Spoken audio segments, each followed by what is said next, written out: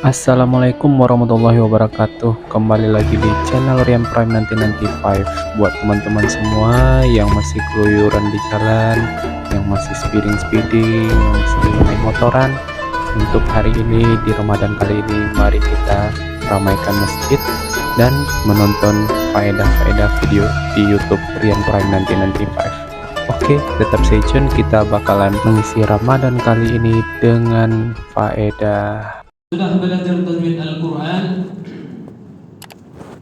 tak juga gelap rasanya kalau kita cuma tahu panjang pendek ataupun matnya, ikhfanya, dengungnya dan lain-lain sebagainya.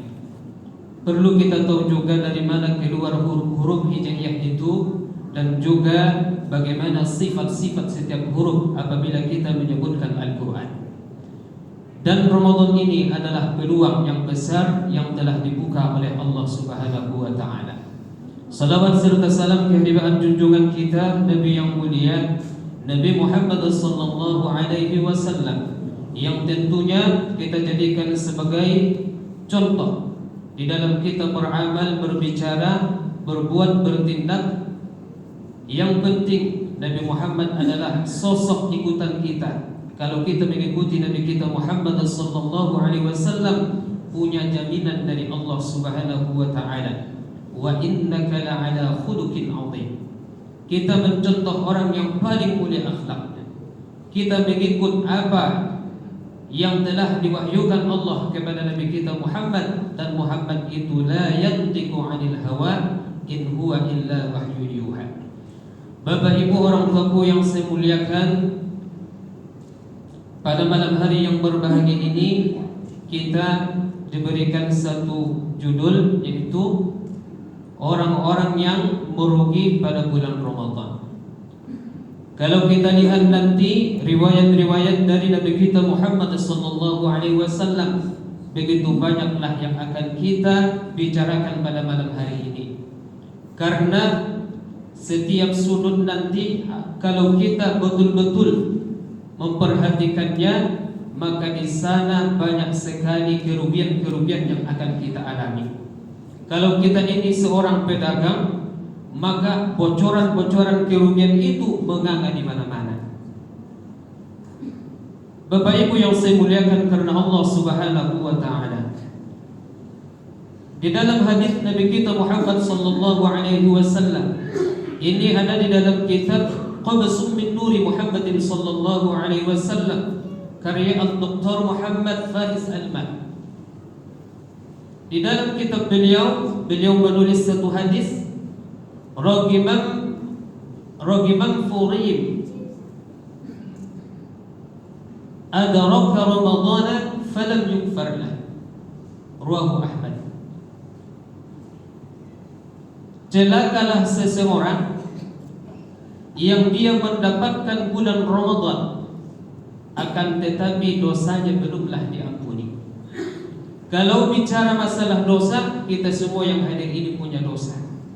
Tetapi bagaimana kita menjamin dosa kita diampuni selama bulan Ramadan ini, terlebih nanti setelah selesai bulan Ramadan ini? Tak ada yang bisa menjamin. Tetapi kenapa Nabi kita Muhammad mengatakan demikian? Ragiman muri'in adraka Ramadana falam yukfar lah. Jelas-jelas Rasul bilang falam yukfar lah, sudah sampai ke Ramadan tapi dosa belum diampuni. Berarti kalau datang Ramadan itu dosa kita bisa diampuni, baik itu dosa yang besar dan juga dosa yang kecil. Oleh sebab itu orang tua kita dulu kalau sudah mau dekat Ramadan, dia minta maaf ke sana dan ke sini. Kedua orang tuanya disalah, minta maaf kepada kedua orang tua. Wahai ayah, wahai ibu, ini sudah dekat Ramadan, saya memohon ampun atas kehilapan dan dosa yang saya lakukan. Berarti dosa sama orang tua dihapus oleh Allah Subhanahu wa Ta'ala dengan sebab memohon maaf. Begitu juga kepada manusia-manusia yang kita zalimi, kita sudah terlebih dahulu meminta maaf. Lalu dosa kepada Allah Subhanahu wa Ta'ala dengan Ramadan yang kita lakukan, puasa Ramadan, istighfar, di saat siang Ramadan maupun di malam Ramadan, itu pasti diampuni Allah Subhanahu wa taala. Faqultu astaghfiru rabbakum innahu kana ghaffara. Katakan Muhammad, memohon ampunlah kamu kepada Tuhanmu, karena sesungguhnya Tuhanmu Maha Pengampun. Oleh sebab itu, Nabi Muhammad bukan ngomong sembarangan. Kalau sudah sampai Ramadan, kita disebut orang yang merugi apabila dosa kita belum diampunkan. Lalu bagaimana nanti buktinya, contohnya, ataupun realnya apabila dosa seorang itu diampuni di saat bulan Ramadan itu? Yang pertama tentunya dia akhlaknya berubah makin bagus. Kalau selama ini akhlaknya bagus, makin bagus. Kalau yang selama ini bicaranya banyak bohongnya, banyak tipu-tipunya, maka setelah Ramadan rupanya dustanya itu habis, berganti dengan omongan-omongan yang jujur, omongan-omongan yang bermanfaat. Dan begitu juga lah akhlak-akhlak yang lainnya. Sebelumnya ia sering tinggal sholat, maka sekarang sudah sholat. Sebelumnya sedikit sholat rawatibnya, sekarang sholat rawatibnya sudah lengkap. Nah, itu merupakan tanda bahwasanya seseorang itu sudah diampuni Allah selama dia melakukan puasa Ramadan.